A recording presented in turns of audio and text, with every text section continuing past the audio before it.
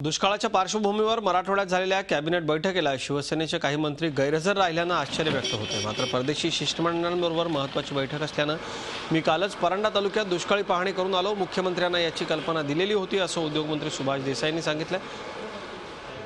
त्यांच्याशी बातचीत केली आमचे प्रतिनिधी दीपक भातुसे।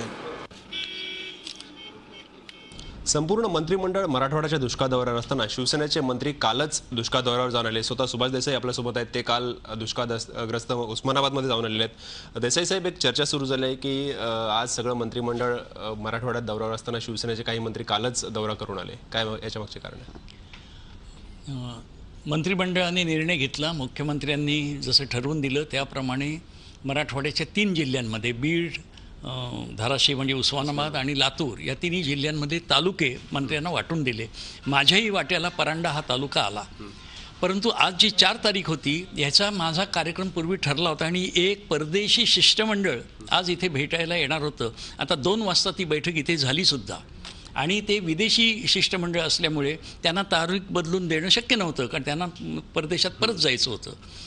त्यासाठी वेळ मिळावा म्हणून मी मुख्यमंत्र्यांशी चर्चा करून मुख्यमंत्र्यांची परवानगी घेऊन 4 तारखेऐवजी 3 तारखेला म्हणजे कालच मला नेमून दिलेला जो तालुका होता त्या परंड्या तालुक्यामध्ये मी दौरा केला, पूर्ण केला।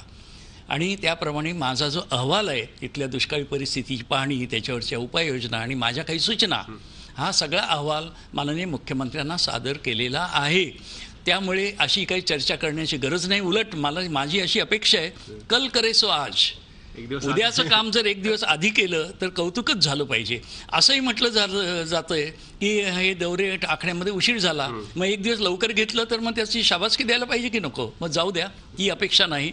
दौरा तुमचा दुसरा झाला, करण्याच्या पूर्वी सुद्धा उद्धव ठाकरेंबरोबर तुम्ही गेला होतात। एकीकडे विरोधक म्हणतात की कर्जमाफी दिल्याशिवाय शेतकऱ्यांच्या आत्महत्या थांबणार नाहीत आणि परिस्थिती सुधारणार नाही। दुसरीकडे शिवसेनेने सुद्धा कर्जमुक्ती व्हावी अशी भूमिका घेतली होती, सुद्धा उद्धव ठाकरे बोलले होते। आता तुमचं काय निरीक्षण आहे? तुम्ही दौऱ्यावर झाल्यानंतर कर्जमाफीची खरंच गरज आहे का शेतकऱ्यांना? कर्जमुक्ती ही आमची खरंच मागणी आहे आणि ती मागणी आम्ही लावून धरतो आहोत। आता त्याच्यासाठी राज्य सरकारची केंद्राची बोलणी चाललेली आहे, ते लवकरात लवकर घडावं हा आमचा आग्रह आहे। त्यामुळे ज्या काही मागण्या आहेत किंवा ज्या सूचना आहेत त्या सूचनांवर सकारात्मक राहून काम करणं हे आम्ही ठरवलं आहे। धन्यवाद। व्हिडिओ जर्नलिस्ट प्रशांत कोचरेकरसह दीपक भातुसे, झी मीडिया, मुंबई। झी 24 तास रहा एक पाऊल पुढे।